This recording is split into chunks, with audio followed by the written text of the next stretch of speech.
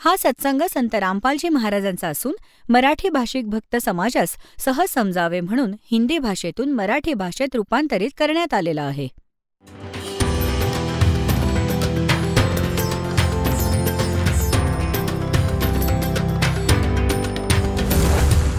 और ज्ञान सब ज्ञान डी कबीर ज्ञान सो ज्ञान और जैसे घोड़ा तोब कायम करता चले मैदान. जगद्गुरु तत्वदर्शी संत रामपालजी महाराजांचे अमृत वचन सर्व पवित्र धर्मांच्या व पवित्र शास्त्रांच्या आधारावर. जर तुला माझ्याकडून नाव बदलून घ्यायचे असेल तर त्या विद्वानाला तुला पराजित करावेच लागेल आणि असेच नाही मान्य करणार. त्याच्याकडून लिहून आण आणि त्यावर त्याचा अंगठा आण. 1-2 साक्षीदार पण हवेत सोबत. आता सर्वानंद तर निघाला. आईचा आदेश मिळताच की येतो. आता जूनचा महिना, उत्तर प्रदेश, कडक ऊन पडते. तिकडे परमात्मा कबीरजींची एक मानलेली मुलगी होती कमाली. ती एक मृत होती जिला जिवंत केले होते याच अटीवर, काही कारणाने, काही परिस्थितीमुळे. आणि ती मुलगी मग आपल्या वडिलांना सोडून मग परमेश्वरांसोबत, आपल्या वास्तविक वडिलांसोबत येऊन राहिली होती, युवती झाली होती. तर ती मुलगी दुपारच्या वेळी विहिरीवर पाणी आणण्यास गेली होती मडके भरण्यासाठी. तिकडून सर्वानंदजी आला. एका बैलावर सगळे सद्ग्रंथ ठेवत असे. गीता, 18 पुराण, 4ही वेद, श्रीमद भगवद्गीता, 6 शास्त्रे. बैलाच्या पाठीवर जसे गाढवावर ओझे लादतात असे गाठोडे बांधून त्या ठेवत असे, सुंदर कापडात लपेटून. त्या बैलाला घेऊन येत होता. आता विणकरांच्या कॉलनीत. आणि त्यावेळी पंडितजी आले आणि त्यात विद्वान सुप्रसिद्ध.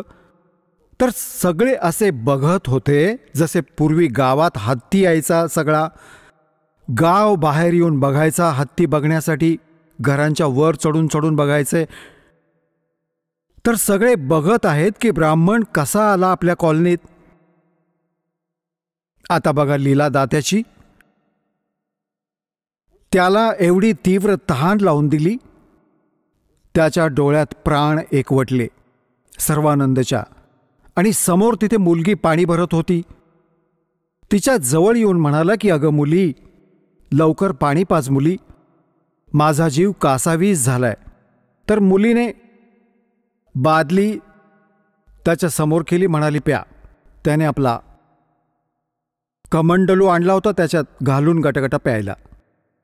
आता त्याने पाहिले की कोणी बघत नाही, तर तू धानकांच्या विणकरांच्या कॉलनीतील विहिरीतील पाणी प्यायलाय. कोणी बघत, सगळे बघत होते, सगळे चहूबाजूंनी बघत होते. तर त्याने स्वतःची आबरू वाचवण्यासाठी मुलीला रागावला की अगं मुली, ही कोणाची विहीर आहे, कोणत्या जातीची विहीर आहे. ती मुलगी म्हणाली की धानकांच्या कॉलनीत तर धानकांचीच विहीर असणार, ब्राह्मणांची नाही असू शकत. हे तू आधी का नाही सांगितलेस मला. पंडितजी, पाणी पिऊन जात नाही विचारली जात. तू आधी विचारायचे होते, जेव्हा तुला घाम फुटला होता, तुझा जीव जाणार होता. आणि आता तुला जात दिसत आहे.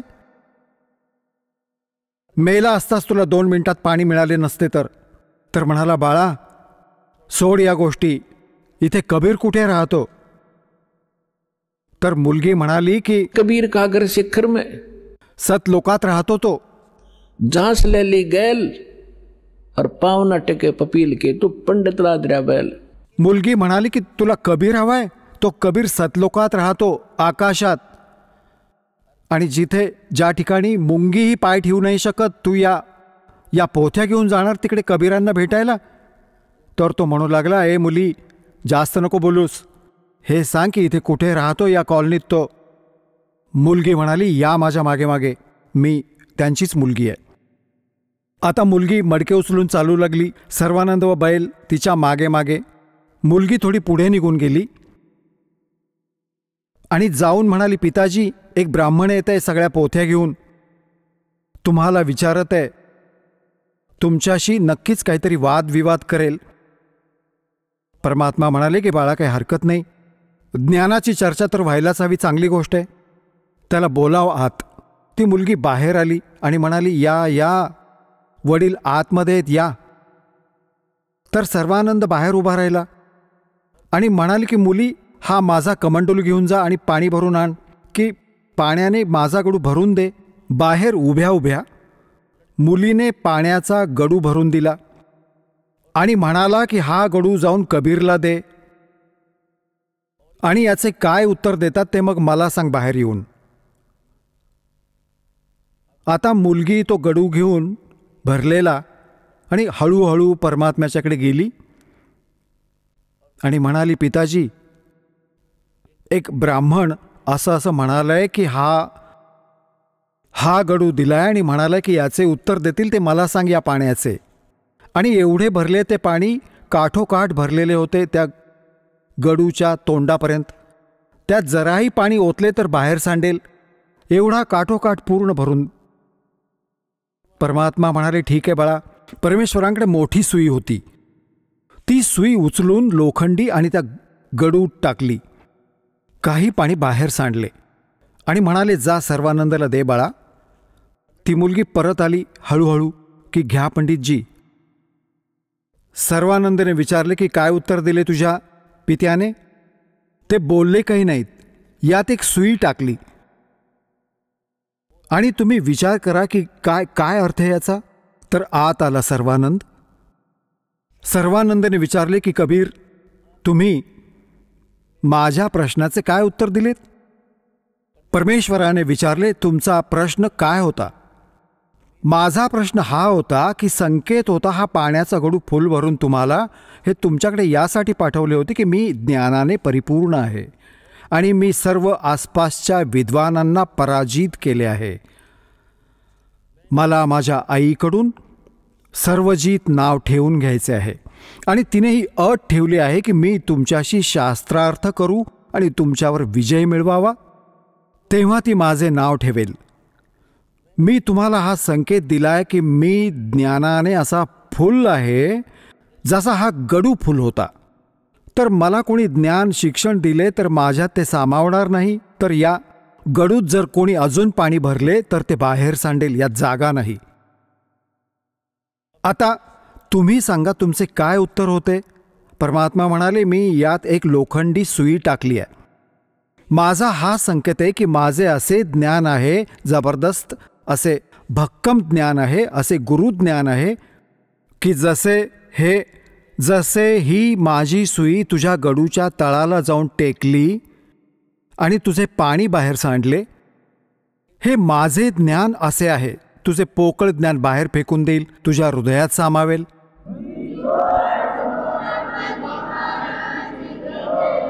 और ज्ञान सब ज्ञानड़ी, कबीर ज्ञान सो ज्ञान, जैसे गोला तोब का वही करता चले मैदान. आता सर्वानंद म्हणाले की ठीक आहे, आता करा शास्त्रार्थ. त्याचवेळी तिथे आजूबाजूचे विणकर आणि त्यांची चर्चा ऐकायला येऊन बसले. ते बिचारे भोळे भाबडे अनएज्युकेटेड समोर बसले. सर्वानंद म्हणाला की कबीर, बोल, काय प्रश्न करशील. परमेश्वर म्हणाले की कौन ब्रह्मा का पिता है, कौन विष्णु की माँ, शंकर का दादा कौन है, पंडित जी दियो बता. ब्रह्मा विष्णू महेशाचे माता पिता कोण आहेत, यांचे आजोबा कोण आहेत. आता सर्वानंदची बुद्धी तिथेच अडकलेली होती. हे सर्वेश्वर आहेत, महेश्वर आहेत, यांचे कोणी माता पिता नाही आहेत. तुम्ही असेच म्हणत आहात, यांचे कोणी माता पिता नाहीत. आता परमेश्वर म्हणाले की तुम्ही देवी भागवत 3रा स्कंद काढा आणि त्यात हे स्वतः स्वीकार करतात. बघा, श्री देवी भागवत म्हणजे देवी पुराण, सचित्र मोठा टाईप, गीता प्रेस गोरखपूर येथून प्रकाशित आहे.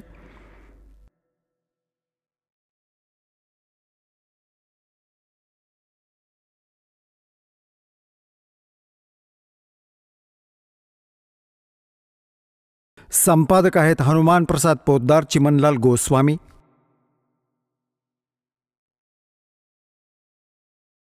आणि हे गीता प्रेस गोरखपूर इथून प्रकाशित आहे. याच्या 123व्या पानावर पहा.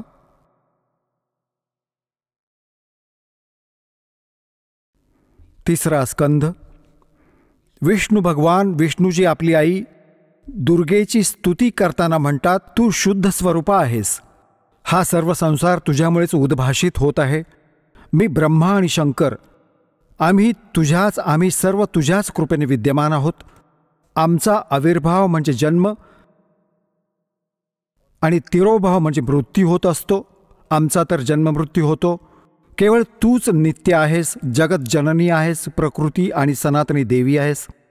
भगवान शंकर म्हणाले, देवी, जर महाभाग विष्णू तुझ्यातून प्रकट झाले असतील तर त्यांच्यानंतर उत्पन्न होणारे ब्रह्माई तुझेच बालक झाले. मग मी तमोगुणी लीला करणारा शंकर काय तुझे अपत्य नाही झालो? अर्थात मलाही उत्पन्न करणारी तूच आहेस. शिवे, संपूर्ण जगाची सृष्टी करण्यात तू खूप चतुर आहेस. या विश्वाच्या सृष्टी, स्थिती आणि संहारात तुझे गुण सदा समर्थ आहेत. त्याच तीनही गुणातून उत्पन्न झालेले आम्ही ब्रह्मा, विष्णू तसेच शंकर नियमानुसार कार्यात तत्पर राहतो. आणि पंडितजी तर बरोबर घेऊन फिरत होता सगळ्या पोथ्या. उघडून पाहिल्या, वाचल्याही. त्याला माहीत होतं की समोर जे श्रोते आहेत ते अशिक्षित आहेत. तो म्हणाला, हा खोटे बोलत आहे, यात असे काही नाहीये. परमेश्वर म्हणाले की रुद्रसंहितेमध्ये बघा, ब्रह्मा, विष्णू आणि शिवजी यांची उत्पत्ती दाखवतो तुम्हाला, तुम्ही पहा. तर त्याने पाहिले जे मालकांनी सांगितले. आता तुम्ही बघा पुण्यात्म्यांनो, तर आत्तापर्यंत ही सगळी शाब्दिक वायफळ चर्चा चालली होती. आता दासाने जेव्हा हे मिशन स्टार्ट केले तेव्हा साधारण भक्त आमच्या भक्तांना म्हणायचा, अरे हा कसला टीचर आहे, पुस्तके वाचून वाचून ऐकवतो, आपला अनुभव सांगितला पाहिजे. अरे वेद, गीता या सद्ग्रंथांपेक्षा वेगळा जो स्वतःचा अनुभव सांगतो तो शास्त्राच्या विरुद्ध आहे आणि बिलकुल युजलेस आहे. हा आपला सिलेबस आहे. आपण सिलेबस तर नंतर पाहिला दासाने, नाहीतर त्या मूळ ज्ञानाने, जे परमात्म्याचे ज्ञान होते त्याच्या आधारे भक्ती सुरू केली होती. हे सद्ग्रंथ नंतर पाहिलेत आणि यात जसेच्या तसे मिळाले. तर तुम्हाला दृढ करण्यासाठी आणि तुम्हाला सत्याशी परिचित करण्यासाठी हे सद्ग्रंथ दाखवत आहे. मला नाही आहे गरज यांची. जसे एक अंध होता, तो अंधारात कंदील घेऊन चालला होता. समोरून मुले येत होती नाचत बागडत. तो म्हणाला, मुलांनो बघा, बघा मुलांनो, मी आंधळा आहे, बघा लक्ष देऊन चला. मी अंध आहे, बघा मला धडकू नका. आता मुलांनी येऊन पाहिले की माणूस अंध आहे म्हणतोय आणि कंदील हातात घेतलाय, टॉर्च किंवा कंदील, लॅम्प. त्यांनी चहूबाजूंनी घेरले आणि म्हणाले की बाबा खरंच तुम्ही आंधळे आहात? तर म्हणाला, हो बाळा, अंध आहे मी. मग कंदील कशाला घेऊन ठेवलाय? तुम्हा डोळस लोकांसाठी. कुठे मला धडकून म्हाताऱ्याची हाडं नको मोडायला? तुमच्यासाठी आहे. म्हणजे या उजेडात तुम्हाला समजेल की एक वृद्ध व्यक्ती येत आहे, साईडने निघून जाल, मला धडकू नका. आपल्या म्हणून तुमच्यासाठी घेतलाय. तर दास हे ज्ञान आधी ऐकवत होता सन 1994 पासून सन 2000 पर्यंत. शब्दशः जे मालकांनी ज्ञान दिले होते हेच सांगत होते. हे ब्रह्मा, विष्णू, महेश नाशवंत आहेत, यांचा जन्ममृत्यू होतो, हे इष्ट रूपात पूज्य नाहीयेत, परंतु अनादरणीय नाहीयेत. परंतु दासाच्या पुढे समस्या होती की या दासाला शब्दशः ही कहाणी कोणीही ऐकणार नाही हिंदू, आणि विरोध खूप होईल.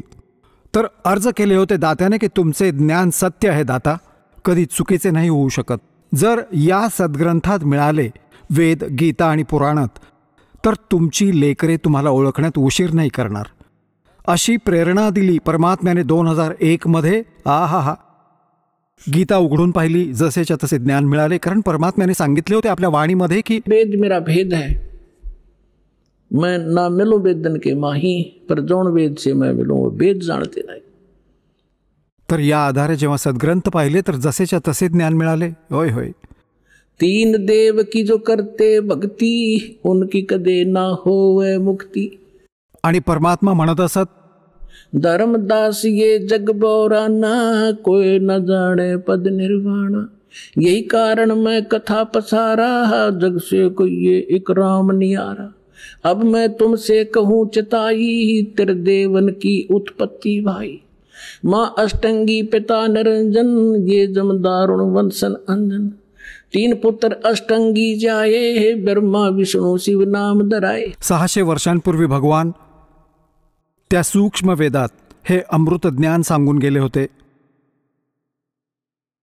पण त्यावेळी एवढा विरोध केला होता या नकली संत आणि मंडलेश्वरांनी, परमात्म्यासोबत कहर केला होता। त्या सर्व लीला हळूहळू ऐकून तुम्हाला आज तेच ज्ञान पुराणात सांगितले की ब्रह्मा विष्णू महेशाचे माता पिता आहेत, दुर्गा यांची माता आहे, हा ज्योत स्वरूपी निरंजन काळ यांचा पिता आहे। आणि हे भगवान 600 वर्षांपूर्वी सांगत होते, कारण ते तर आजोबा आहेत यांचे। आजोबा तर वडिलांचीही डेट ऑफ बर्थ सांगतात आणि भविष्यही सांगतात, तर आधी सांगून गेले होते आणि या भोंदूंनी आपल्या इथे सगळे अज्ञान भरून ठेवले होते। आता बघा शिवपुराण, हे संक्षिप्त शिवपुराण सचित्र मोठा टाईप, केवळ हिंदी, गीता प्रेस गोरखपूर इथून प्रकाशित आहे। याचे संपादक कोण आहेत?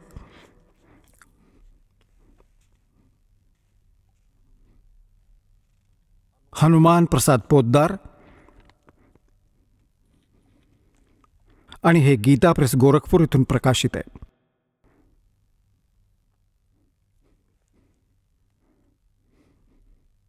हे बघा, ही आहे रुद्र संहिता आणि इथे अध्याय नंबर 5 आपण इथे वाचूया थोडेसे।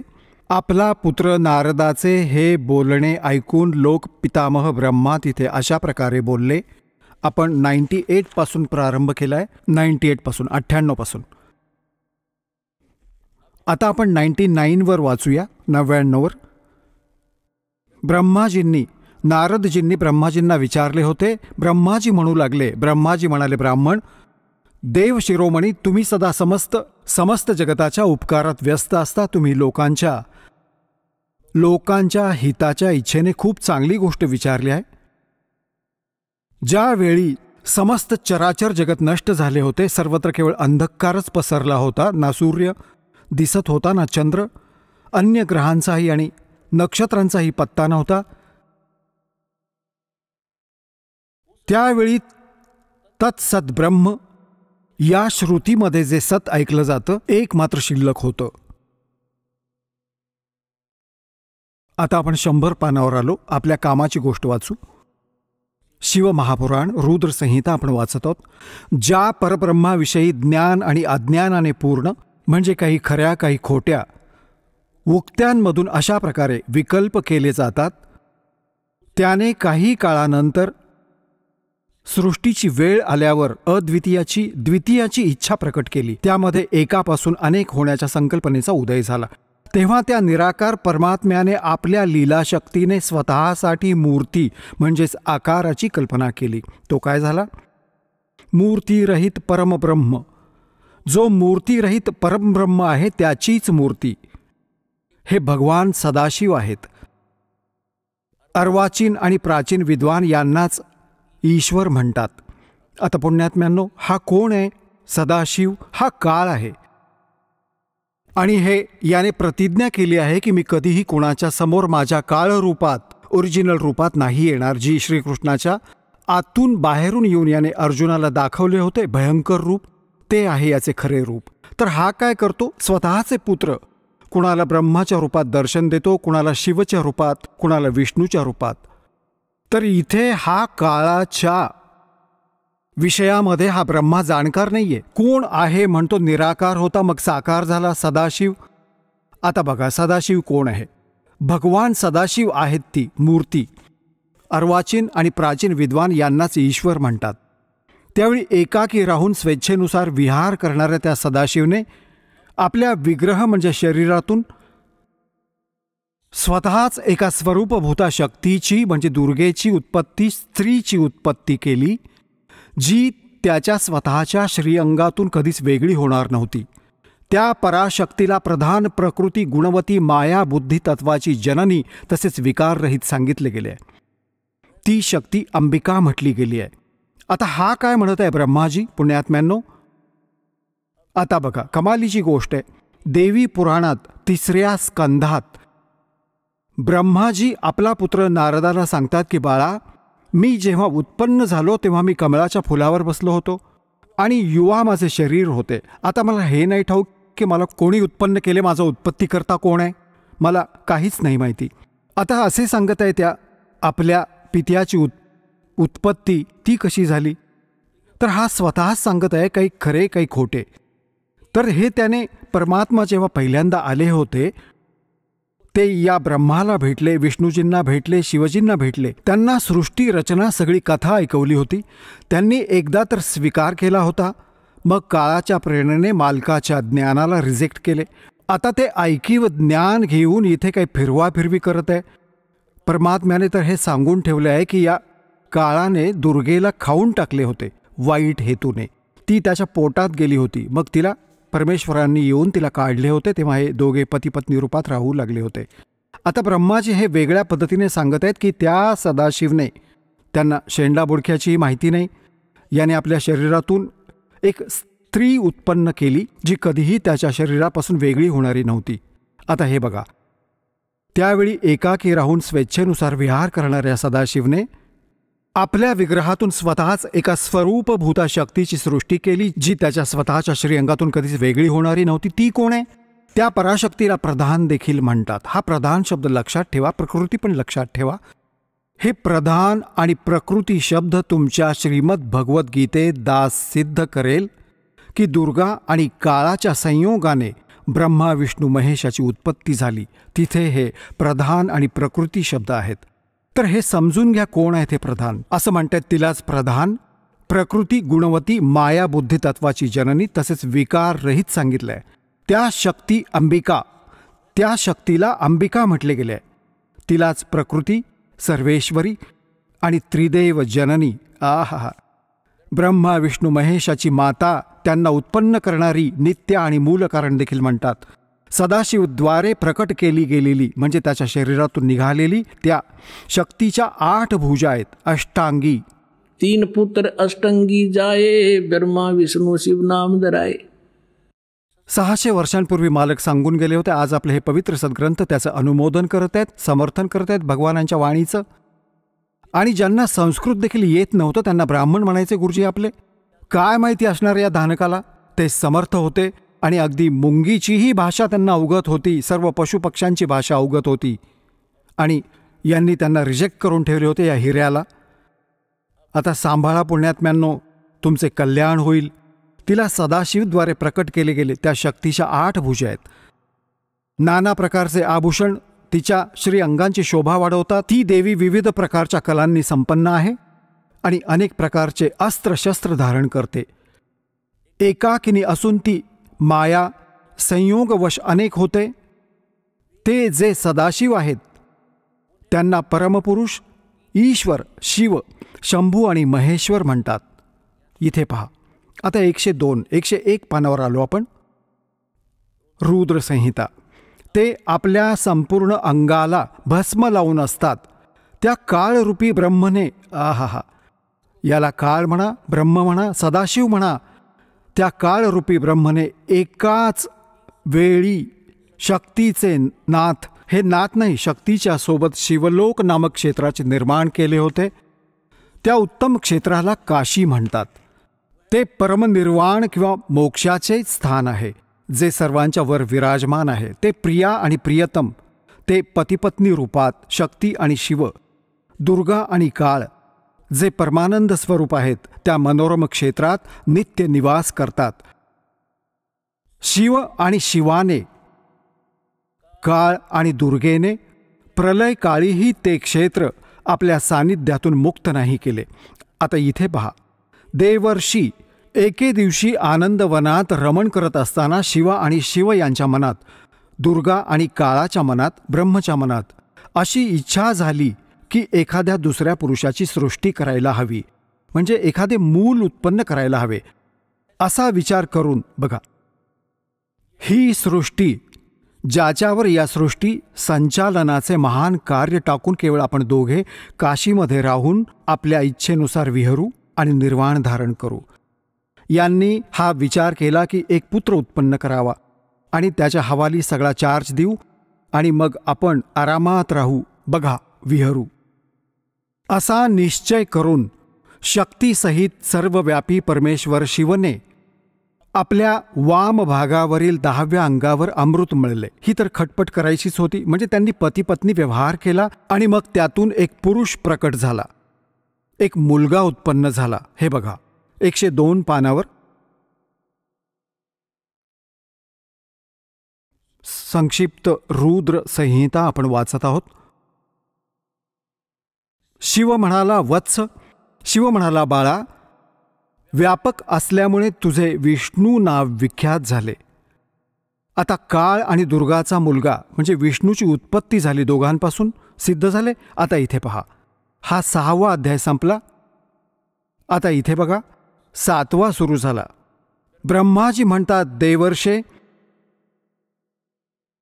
तत्पश्चात कल्याणकारी परमेश्वर सांब सदाशिवने पूर्वव्रत प्रयत्न करून जसे विष्णूला उत्पन्न केले होते, दोघांनी पतीपत्नी व्यवहार करून मला त्यांच्या डाव्या अंगातून उत्पन्न केले.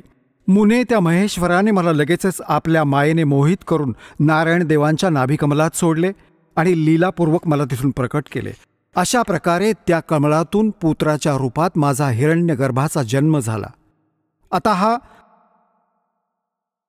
शिवपुराणाचा अनुवाद करता विचलित झाला की इथे तर, कारण की हा शिवाचा पुजारी झाला, याने तर इथे केले विष्णू आणि ब्रह्माची उत्पत्ती इथे तर केली क्लिअर की सदाशिव काळरूपी ब्रह्म आणि दुर्गा यांच्यापासून दोघांची उत्पत्ती झाली. आता इथे विचलित झाला हा. ते म्हणतात ना, चोर चुरावे तुंबड़ी और गड्ढे पाणी में वो गड्ढे व उपरावन सच्चाई छानी नहीं. आता हा या तिघांचा पिता आहे हे अजून सिद्ध करूया. हे बघा, याच्या 24व्या पानावर तुम्हाला दाखवतो. ही विद्वेश्वर संहिता आहे. एकेकाळी काय होते, एकेकाळी ब्रह्मा आणि विष्णूजींचे एका गोष्टीवर भांडण झाले, युद्ध झाले. ब्रह्माजी म्हणू लागले की मी तुझा बाप विष्णूजींना, विष्णूजी म्हणू लागले मी तुझा बाप, तू माझ्या नाभिकमलातून उत्पन्न झालास. या दोघांचे भांडण झाले. ही मोठी कहाणी आहे, परत सांगेन. तर यांच्या वडिलांनी विचार केला की हे लढून मरतील. त्याने यांच्या मधोमध एक लिंग उभे केले, एक तेजोमय पिलर, खालून खूप लांबलचक. या दोघांनी युद्ध करण्याचं थांबवलं. त्याचा शेंडा बुडखा शोधू लागले. तेव्हा हा पोहोचला आपला पुत्र शिवाचे रूप धारण करून आणि मग यांना म्हणू लागला की तुम्ही ज्ञान सांगू लागला, समजावू लागला. तेव्हा यांनी मग जी प्रश्नोत्तरे केली ती ऐकवतो. बघा, यातून समजेल की हा कोण आहे. ही आहे विद्वेश्वर संहिता, संक्षिप्त शिवपुराण आणि पान नंबर 24वर हे आहेत ब्रह्माजी आणि हे आहेत विष्णूजी. हा आहे मध्ये यांच्या एक स्तंभ आहे. आता आपण इथे येऊया 25व्या पानावर. ब्रह्मा आणि विष्णूने विचारले, प्रभो. ब्रह्मा विष्णू मग त्याच्याशी बोलू लागले, काळाशी. सृष्टी आदी 5 कर्तव्यांचे लक्षण काय आहे हे आम्हा दोघांना सांगा. भगवान शिव म्हणाले, हा काळ बोलला, काळरूपी ब्रह्म बोलला, माझी कर्तव्य समजणे अत्यंत गहन आहे, तरीही मी कृपापूर्वक तुम्हाला त्यांच्याविषयी सांगत आहे. पुढे बघा, आपण आपल्या कामाचे वाचूया. हे आपण नंबर 26वर आलो. आता हा काय म्हणत आहे काळ, आपले ब्रह्मा आणि विष्णू दोघांना, पुत्रांनो, तुम्ही दोघांनी तपस्या करून प्रसन्न झालेल्या मज परमेश्वराकडून सृष्टी आणि स्थिती नामक 2 कृत्ये प्राप्त केली आहेत. ही दोन्ही तुम्हाला खूप प्रिय आहेत. अशा प्रकारे माझी विभूती स्वरूप रुद्र आणि महेश्वर ने, हा ने आहे, चुकीने मिसप्रिंट झालाय, ने 2 अन्य उत्तम कृत्य, संहार आणि तिरोभाव माझ्याकडून प्राप्त केले आहेत. आता काय झाले, 2 तर हे ब्रह्मा विष्णू आणि हे महेश आणि रुद्र, या चौघांचा बाप आहे हा जो बोलणार आहे तो. बस एवढंच सिद्ध करायचं होतं दासाला तुम्हाला. आता परमेश्वराने सांगितले की 3 पुत्र अष्टंगी जाये, ब्रह्मा विष्णु शिव नाम धराए, और 3 देव की जो करते भक्ति, उनकी को देना हो वह मुक्ति। गुण तीनों की भक्ति में ये भूल पड़ो संसारे, कहे कबीर निज नाम बिना कैसे उतरो पार। आता सर्वानंद म्हणू लागले की खोटं बोलतोय. असं काही नाही लिहिलेलं, कारण की हे नकली विद्वान याच गोष्टीचा फायदा घेऊन आपला नाश करण्यात सक्षम आणि सफल झाले की ते संस्कृत भाषा जाणत होते आणि संपूर्ण समाज अशिक्षित होता. त्यांचा असाच डाव साधला जात होता. आता त्याने काय केले की जी कामाची गोष्ट होती ती सोडली आणि त्याने जे तोंडपाठ करून ठेवले होते श्लोक गीतेतले वेदातले ते संस्कृत बोलू लागला. बराच वेळ थांबलाच नाही. 1 तास पाऊण तासभर संस्कृत बोलत राहिला आणि ते समोर जेवढे विणकर बसले होते बिचारे भोळे भाबड्या आया बहिणी मुली भक्त हे देखील समजू शकत नव्हते की हा पंडितजी बोलत काय. त्यांनी मग टाळ्या पिटल्या. वा पंडितजी, वा सर्वानंद, वा पंडितजी, कमाल केली. आता त्यांच्या प्रशंसेमुळे सर्वानंद विजयी झाले आणि परमात्म्यांना पराजित केले. आजपर्यंत अशीच वीज पडत होती विना इन्स्ट्रुमेंटची, जी भगवानांनी आज तुम्हाला समजवायला तयार केली आहे. जीवांनी काय जीव बनवतील ती इन्स्ट्रुमेंट्स? हे आधी हेच होते मनुष्य. 4 युगांचा इतिहास तर तुमच्या जवळ आहे. द्वापारपर्यंत आता 50 वर्षांपूर्वी आम्ही पाहिले आहे की बैलगाडी चढवण्यासाठी कच्च्या रस्त्यावर कसे प्रयत्न करायचे. लाकडाची चाके, लाकडाची गाडी, आणि त्याआधी एक रेड्यांची होती. 6-6 खेचरं जोडून रथ बनवून घासत फिरत असे. कुठे गेली होती ही मनुष्याची बुद्धी? ही परमात्म्याने कृपा केली आहे तुमच्यावर. आता 10 वर्षांपासून होते, 12 वर्षांपासून हा विकास केला आहे दात्याने, जेणेकरून आपल्या लेकरांना वर्ड टू वर्ड समजावता येईल. म्हणजे हे ओळखतील मला आणि एका मिनिटात नेऊन सोडेन यांना सतलोकात. पिच्छा सुटेल इथला.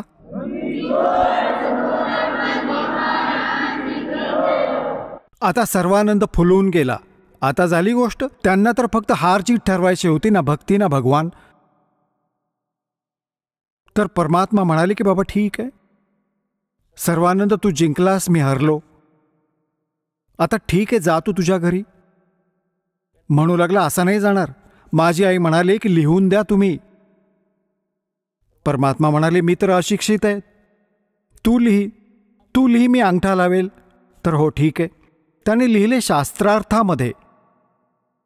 सर्वानंद विजयी झाले आणि कबीरजी पराजित झाले. परमात्म्यांचा अंगठा लावून घेतला आणि कागद घेऊन निघाला, चालू लागला.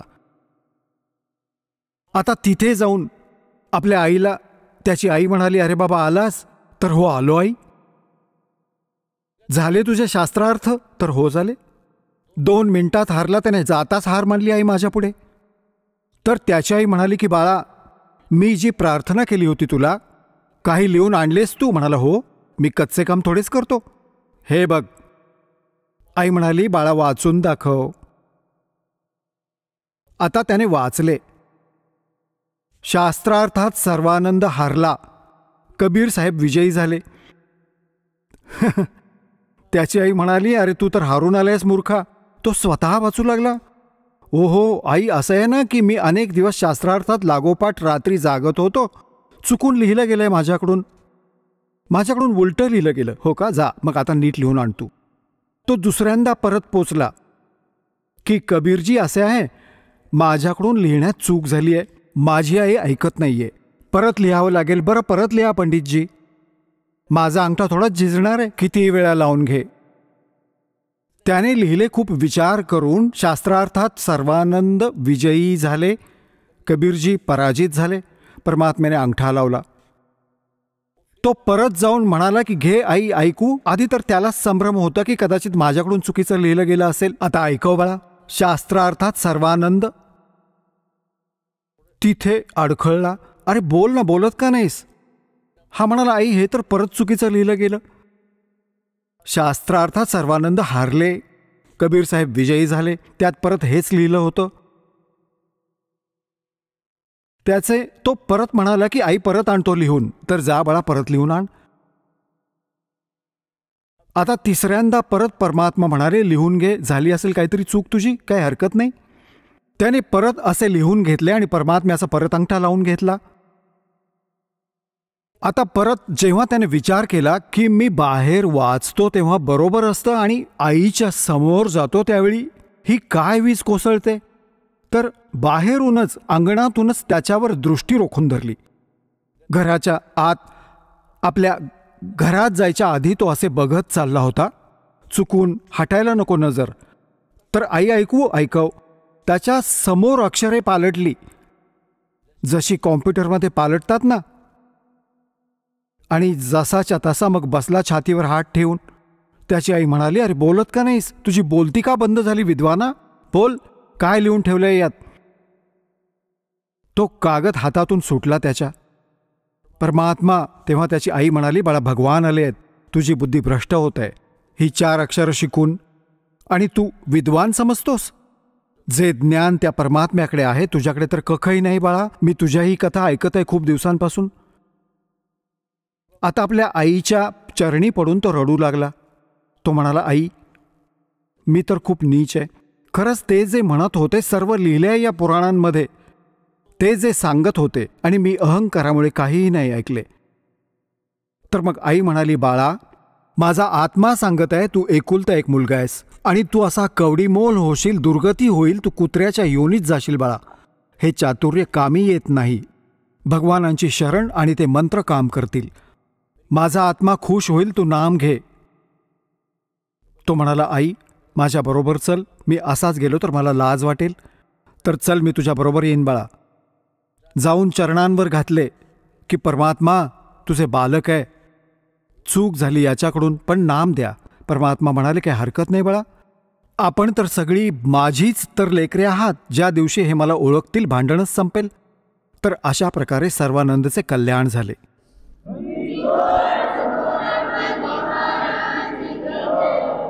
तर पुण्यात्म्यांनो, आता कशी काय समस्या आली. आता सर्वानंद विद्वान, सर्वांना माहिती मोठा महापुरुष आणि सर्व वेदांचा ज्ञाता, सर्वांना हरवून ठेवलंय त्याने. आता तो समजावतोय इतरांना की बाबा वास्तविकता ही नाहीये, ही आहे.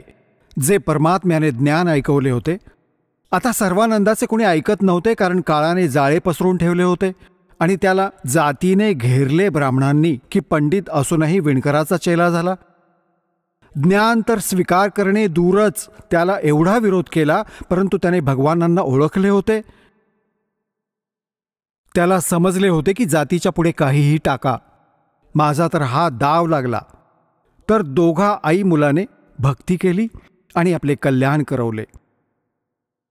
तर पुण्यात्म्यांनो, आपले सौभाग्य आहे की आज असेच परमात्मा तुमच्या मागे लागले आहेत. तुम्हाला कोणी भक्त भेटला असेल, कोणी पुस्तक घेऊन गेला असेल, कोणी सीडी दिली असेल, ती प्रेरणा आपल्या लेकरांच्या माध्यमातून म्हणतात, करे कराव साइया मन में लहर उठा और दादो सिर जब दर जीव के आप बगल हो जा. परमात्मा म्हणतात, गोता मारो स्वर्ग में और जा बैठो पाताल, गरीबदास ढूंढता फिर वो अपने हीरे मोती लाल. मैं रोत हूं सृष्टि को, सृष्टि रोए मोहे, और कह कबीर इस योग को कोई समझ नहीं सकता कोई. मी तुम्हाला रडून सांगतोय की तुम्ही माझी लेकरे आहात. तुम्हाला काळाने फसवले आहे. तुमची इथे किती दुर्गती होत आहे. तुम्ही या मनुष्य जीवनात सुखी नाही. पुढच्या जन्मी काय हालत होईल. कुत्रा आणि गाढवांच्या योनीत जाल तुम्ही. आणि तुम्ही मला शोधत आहात. हे भगवान, हे सर्व सुखदायी, हे संकटमोचन. आणि मी म्हणतो मी भगवान आहे, तर तुम्ही नखरे करता. तू भगवान कसा असशील. तू धाणक आहेस, विणकर आहेस, राम आणि कृष्ण भगवान, आणि कोणाला दिलासा नाही मिळत. तर परमात्मा म्हणतात, मैं रोवत हूं सृष्टि को, कारण की तुम्ही माझी लेकरे आहात, अडकलात चुकीच्या जागी. और तुम मैं रोवत हूं सृष्टि को, सृष्टि रोए मोहे, और कह कबीर इस योग को समझ नहीं सकता कोई. ज्यावेळी धरमदासजींना परमात्मा भेटले आणि मग त्यांना सतलोकात घेऊन गेले, मग त्यांना सोडले, परत आपले यथास्थान दाखवून, परत आपल्या वास्तविकतेशी परिचित करवून, जेव्हा परमेश्वराने धरमदासजींना खाली सोडले, तेव्हा ते समजले, कारण सर्व लीला मालकांनी केलेली होती. तर ती समजल्यावर परमेश्वराची महिमा कशा प्रकारे ऐकवली. धन धन सतगुरु सत कबीर भगत की पीड़ मिटाने वाले. धन धन सतगुरु सत कबीर भगत की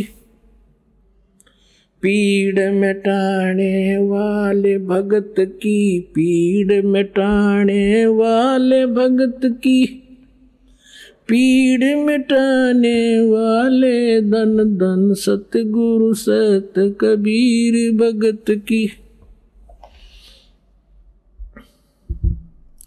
रहे नल नील यतन कर हार तब सतगुरु से करी पुकार. रोए नल नील यतन कर हार तब सतगुरु से करी पुकार.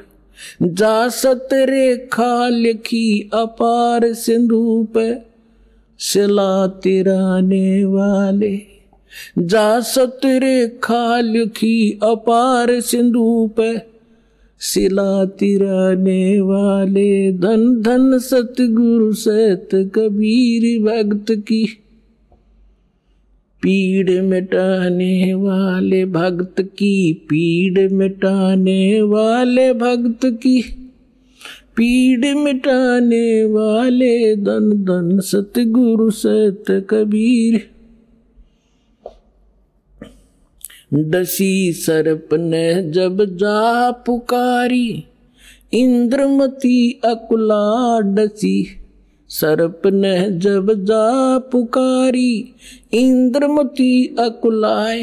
आपने तुरंत करी सहाय बेरूली मंत्र सुनाने वाले. आपने तुरंत करी सहाय बेरूली मंत्र सुनाने वाले. धन धन सतगुरु सत कबीर भगत की पीड़ मिटाने वाले भक्त की पीड़ मिटाने वाले भक्त की पीड़ मिटाने वाले. धन धन सतगुरु सत कबीर भगत की पीड़ मिटाने वाले. दामोदर सेठ के हो थे अकाज अर्ज करी थी डूबता देख जहाज. दामोदर सेठ के हो थे अकाज अर्ज करी डूबता देख जहाज. लाज मेरी रखियो गरीब नवाज समुद्र से पार लंघाने वाले. लाज मेरी रखियो गरीब नवाज समुद्र से पार लंघाने वाले. धन धन सतगुरु सत कबीर भगत की कह कर जोड़ दीन धर्मदास दर्श दे पूर्ण करियो आस. कह कर जोड़ दीन धर्मदास दर्श दे पूर्ण करियो आस. मेटियो जन्म मरण की तरास सत्य पद प्राप्त कराने वाली.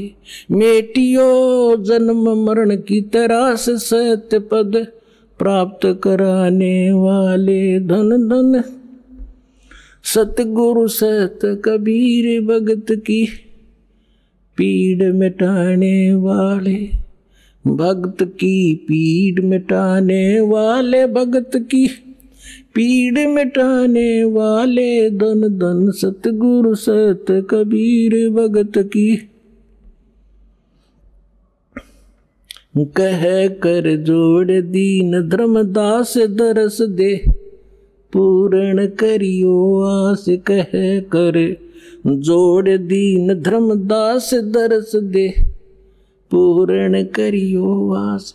मेटियो जन्म मरण की तरास सत्य पद प्राप्त कराने वाले. मेटियो जन्म मरण की तरास सत्य पद प्राप्त कराने वाले. धन धन सतगुरु सत कबीर भगत की पीड़ मिटाने वाले. एकेकाळी बनारसमध्ये काशीमध्ये एक दामोदर नावाचे खूप मोठे व्यापारी राहायचे, बिझनेसमन.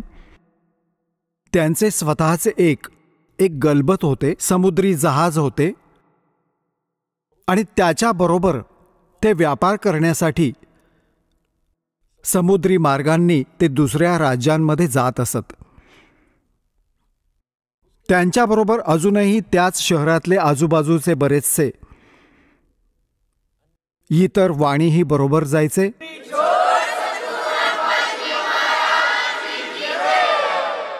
चला आता आपण त्या श्रद्धाळूंचे अनुभव जाणून घेऊया ज्यांनी जगद्गुरू तत्वदर्शी संत रामपालजी महाराज यांच्याकडून दीक्षा प्राप्त केलेली आहे, तसेच त्यांच्याद्वारे सांगितलेल्या भक्ती मार्गावर चालत आहेत. नमस्कार सतसाहेब. आपलं नाव? बालाजी यशवंतराव कांबळे. आपण कुठून आलात? परळी तालुका जिल्हा बीड. आपला व्यवसाय काय आहे? टेलरिंग काम. संत रामपालजी महाराजांची गुरुदीक्षा आपण कधी घेतली? 20 मार्च 2020ला घेतली. संत रामपालजी महाराजांची गुरुदीक्षा घेण्याअगोदर आपण व आपला परिवार कोणती भक्ती साधना करत होतात? संत रामपालजी महाराजांच्या चरणमध्ये येण्याआधी माझा परिवार व मी कट्टर महादेवाचा भक्त होतो आणि दररोज आरतीला जाणे, महाशिवरात्रीला अभिषेक करणे, शयन रात्री व संध्याकाळी 9:30च्या आरतीला एक दिवस खाडा न करता रोज आरतीला जात होतो आणि अभिषेक केला आणि गणेशजीची भक्ती करत होतो. गणेशजीचे 10 दिवस जे गणपती बसतात तिथे दक्षिणमुखी गणपती, त्या गणपतीचे 10 दिवस अभिषेक केला सिंदूर लावून. मी आपल्या तिरुपती बालाजीला गेलो, अमरनाथला गेलो, वैष्णोदेवीला गेलो. सर, जसं तुम्ही सांगत आहात की आपण महादेवाचे कट्टर भक्त होतात, त्याचप्रमाणे आपण बालाजीला गेले होतात, त्याचप्रमाणे जे काही हिंदू धर्माचे देवी देवता आहे त्यांची आपण उपासना करत होतात. मग आपल्याला संत रामपालजी महाराजांच्या मार्गाकडे यावे असं का वाटलं आणि आपण त्यांच्या शरणात का आलात? संत रामपालजी महाराजांच्या शरणात येणं म्हणजे मला फार कष्ट होते. माझ्या आईला कॅन्सर होता, मला सुद्धा त्रास होता, मला दम छाटत होता, कामामध्ये कधी त्रास व्हायचा, कधी टेन्शन यायचं. तर मी त्या हिशोबाने मी रोज महादेवाला जायचो, मग तरीसुद्धा मला काही लाभ येत नव्हता. तर मग मी असंच मी कधी फेसबुकवर बी कधी जुटलो नव्हतं. मी यूट्यूब वगैरे असंच सारखं बघायचो. मग यूट्यूब बघत बघत मी अचानक मी फेसबुक बी चालू केलं. फेसबुक चालू केल्याच्यानंतर मग मला त्यामध्ये नास्त्रोधमाची भविष्यवाणी पाहायला मिळाली.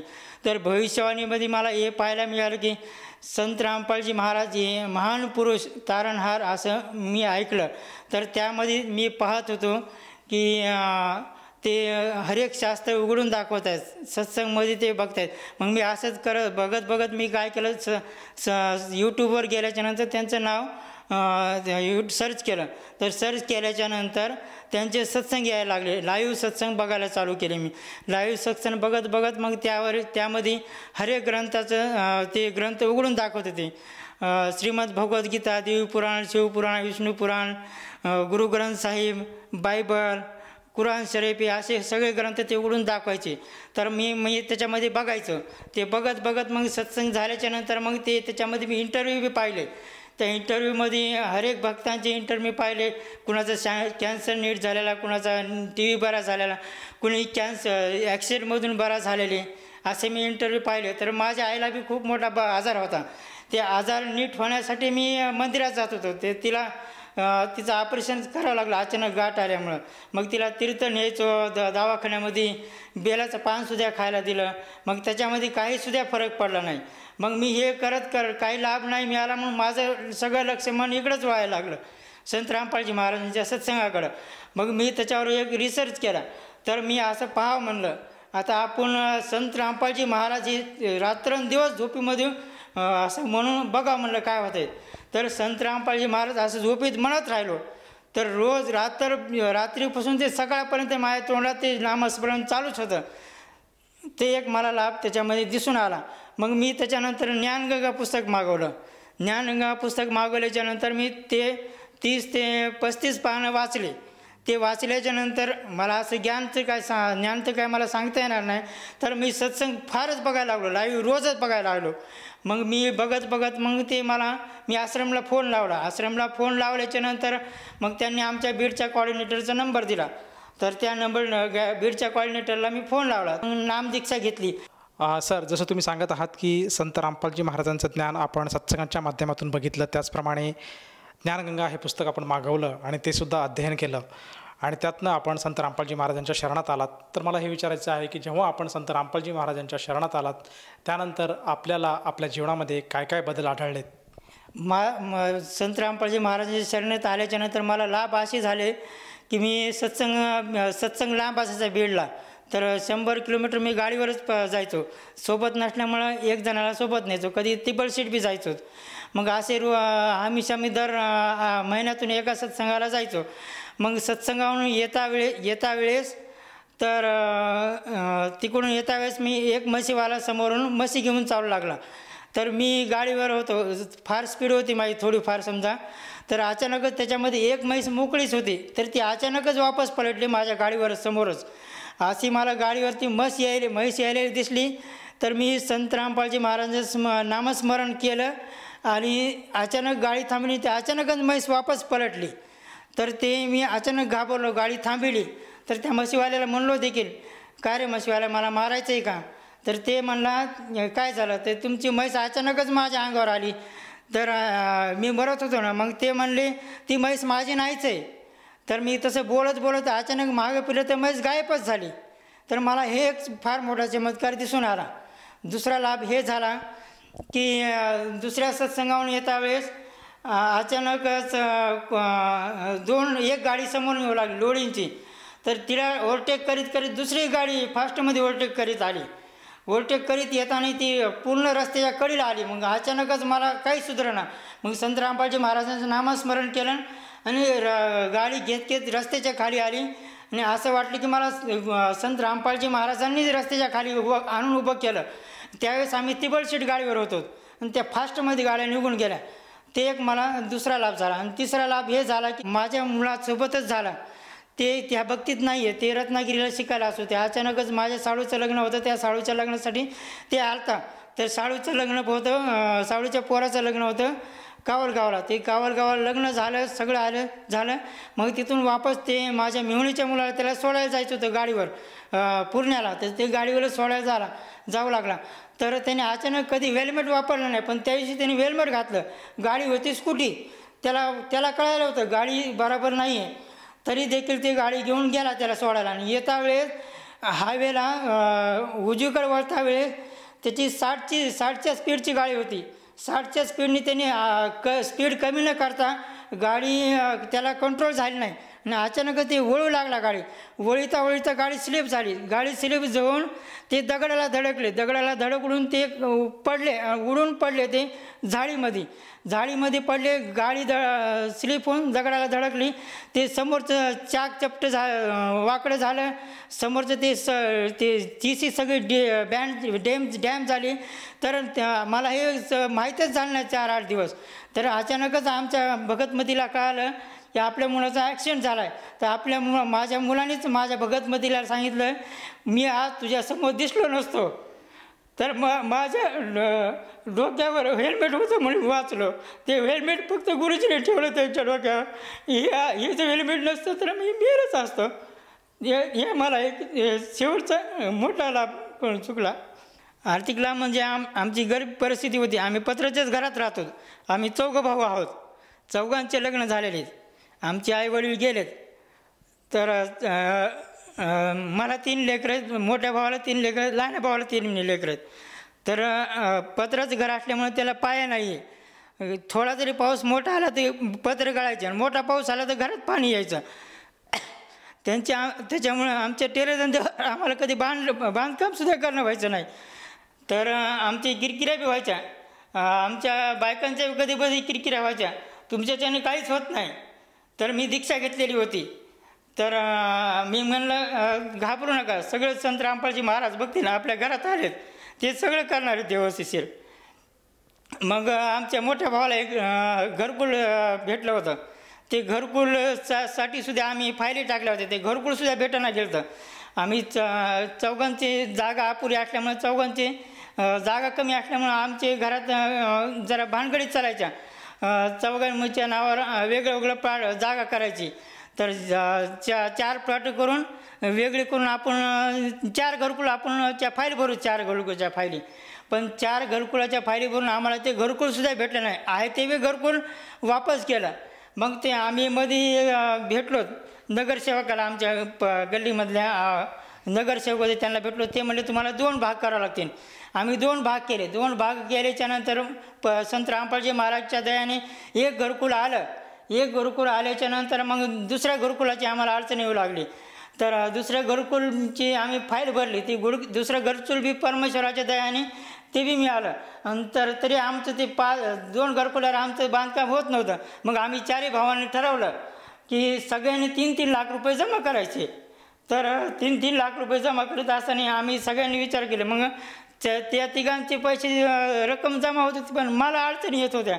तर आमच्या भगतमध्ये म्हणायचं आपलं कसं व्हायचं, आपल्याला तर कुणाचा सपोर्ट नाही, कोण करेल. मी म्हणलं आपले संत रामपालजी महाराज आपले रक्षण करतेच म्हणलं, त्यांच्या दयाने सगळं काय होईल. तर ते संत रामपालजी महाराजांना मी प्रार्थना सुद्धा लावली. तर ते म्हणले संत रामपालजी महाराजांच्या प्रार्थनेमध्ये त्यांनी सांगितलं संत रामपालजी महाराज परमात्मा दया करतील, तुम्ही भक्ती करत राहा. मग आम्ही चौघांनी ठरवलं की फाईल टाकायची 2-2 लाखाची. आमच्या मध्ये जे दागिने होते ते दागिने मी मोडले. ते दागिने मोडल्याच्या नंतर मग 60-70 हजार रुपये आले. तरी बी त्याच्यामध्ये 1 लाखाच्या भरतीला कमी पडू लागले. लोन फक्त 2-2 लाखच मिळू लागले. तर त्याच्यामध्ये असे थोडे असे देवाचे कामं करत असल्यामुळे मला ते मोठाले कामं भेटायचे. त्याच्यामध्ये थोडे पैसे जमा झाले. ते आता ते बांधकाम परमेश्वराच्या दयाने आता पाया भरून आला आहे. आज काल पहिला पाया फुटिंग भरली, आज दुसरा पाया भरण्यात आला. अशी बिल्डिंग आमची तयार होईल संत रामपालजी महाराजाच्या दयाने. हे एक लाभ मला आर्थिक झाला. आणि दुसरा एक लाभ असा झाला शारीरिक लाभ. तर मला घबराट व्हायची, मी घाबरत होतो कुणाला बी. कुणी समोर आलं तर समजा एखाद्या व्यक्तीची नजर वाईट असते, त्याने जर नजरेने वाईट बघितलं मला समजायचं हे माझ्यावर वाईट नजरेने बघायला. मग मला त्याची भीती वाटायची. समजा एखादा दारुडा घरात दुकानात आला तर त्या दारुड्याचा मला त्रास व्हायचा. त्यांना कधी माझी चर्चा बी व्हायची, हातापायी बी व्हायची, बोलायचो बी. पण ते मी संत रामपालजी महाराजांची दक्षा घेतल्याच्यानंतर ते एक मला लाभ झाला. दारू पिणारे व्यक्तीसुद्धा माझ्या दुकानात आले नाही. ते एक माझा शेवटचा लाभ हे एक झाला. सर, जसं तुम्ही सांगत आहात की संत रामपालजी महाराजांच्या सद्भक्तीत आल्यानंतर आपल्याला बरेचसे लाभ प्राप्त झालेत. तर आपल्या ह्या अशा लाभातून, आपल्या ह्या अनुभवातून आपण श्रोतावर्गांना काय संदेश देऊ इच्छिता?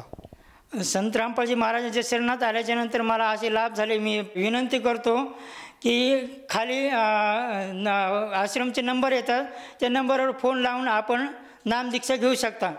आपल्या जीवनाचं कल्याण करून आपली मोक्षप्राप्ती करू शकता. सर, जसं तुम्ही प्रेक्षकांना आवाहन करत आहात की आपल्या टी व्ही स्क्रीनवर जे नंबर आज मोबाईल नंबर फ्लॅश होत आहेत त्या नंबरवर संपर्क साधून साधक संत रामपालजी महाराजांची नामदीक्षा घेऊ शकतो. तर या नामदीक्षेसाठी त्या साधकाला किती पैसे मोजावे लागतात?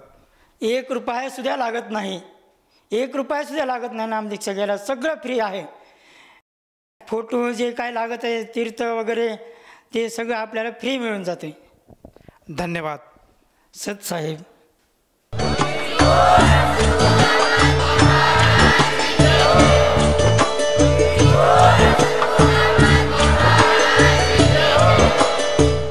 आपण ऐकत होता जगद्गुरु तत्वदर्शी संत रामपालजी महाराज यांचे मंगल प्रवचन, ज्यांच्या शुभ आशीर्वादाने संपूर्ण विश्वामध्ये 500 पेक्षा जास्त नामदीक्षा केंद्र आहेत, जिथे निशुल्क नामदीक्षा दिली जाते.